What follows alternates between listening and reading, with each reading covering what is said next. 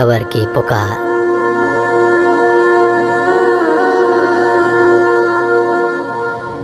حضرت ابو سعید رضی اللہ تعالی عنہ سے روایت ہے کہ سرور کائنات صلی اللہ علیہ وسلم نے فرمایا، لوگو، لذتوں کو ختم کرنے والی موت کو یاد کیا کرو۔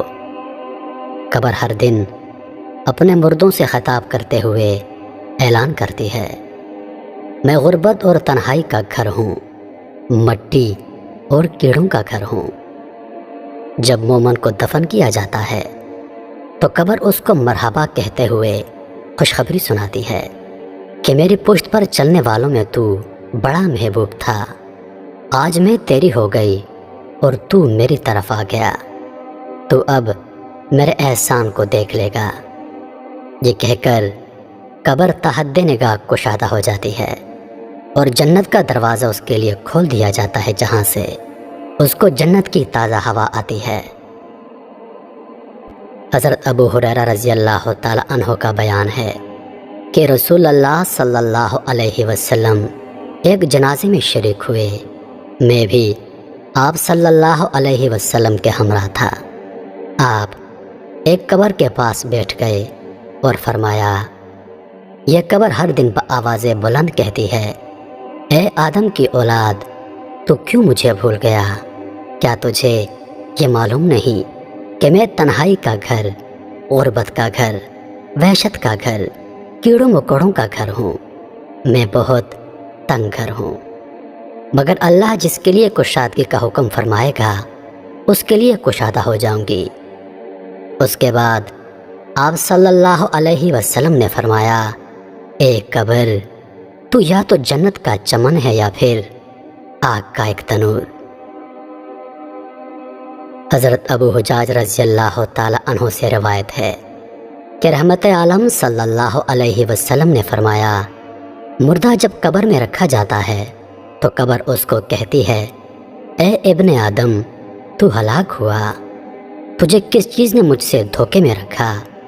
کیا تجھے معلوم نہ تھا کہ میں فتنہ، تاریکی اور کیڑوں مکوڑوں کا گھر ہوں؟ تجھے کس چیز نے مجھ سے بہکا کر نڈر کر دیا اور تو میری پشت پر خوب اکڑ کر چلتا تھا؟ اگر وہ مردہ نیک ہوتا ہے تو اس کی طرف سے قبر کو جواب دینے والے جواب دیتے ہیں، اے قبر، تو دیکھ تو صحیح اس کے اعمال کیسے ہیں، یہ اچھائی اختیار کرتا تھا اور برائی سے باز رہتا تھا۔ یہ سن کر قبر کہتی ہے، بے شک یہ نیک تھا، اب میں اس کے لیے سرسبز ہو جاتی ہوں۔ مردے کا جسم اس وقت منور ہو جاتا ہے اور اس کی روح اللہ تعالیٰ کی طرف بھیج دی جاتی ہے۔ حضرت عبداللہ بن عبید رضی اللہ تعالی عنہ سے روایت ہے کہ رسول اللہ صلی اللہ علیہ وسلم نے فرمایا، مردہ قبر میں بیٹھتا ہے اور ان لوگوں کے پیروں کی آواز بھی سنتا ہے جو اس کے جنازے کے ساتھ قبر تک گئے ہوں۔ مردے سے اس کی قبر کہتی ہے، اے ابن آدم، تیری ہلاکت ہو، تو نے میری تنگی، بدبو اور کیڑوں مکوڑوں کا خوف نہیں کیا، اس لیے تو نے ان چیزوں سے بچنے کے لیے تیاری نہ کی۔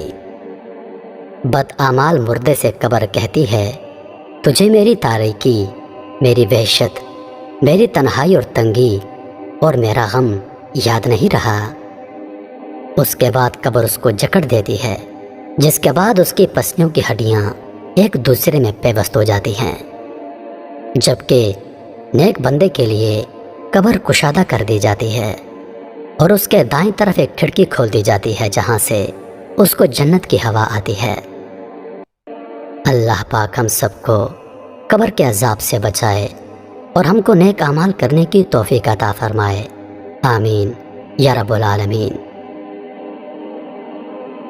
محترم عزیز دوستو، مزید ایسی ویڈیوز دیکھنے کے لیے ہمارے چینل کو سبسکرائب کریں اور ساتھ میں موجود گھنٹی کے بٹن کو ضرور دبائیں تاکہ ہماری ہر نئی آنے والی ویڈیو سب سے پہلے آپ تک پہنچے۔ مجھے دیجیے اجازت، زندگی رہی تو اگلی بار ایک اور ویڈیو لے کر آپ کی خدمت میں حاضر ہوں گا۔ تب تک کے لیے خدا حافظ۔ اللہ پاک آپ سب کا حافظ و نگہبان۔ ہنستے رہیے اور ہمیشہ مسکراتے رہیے۔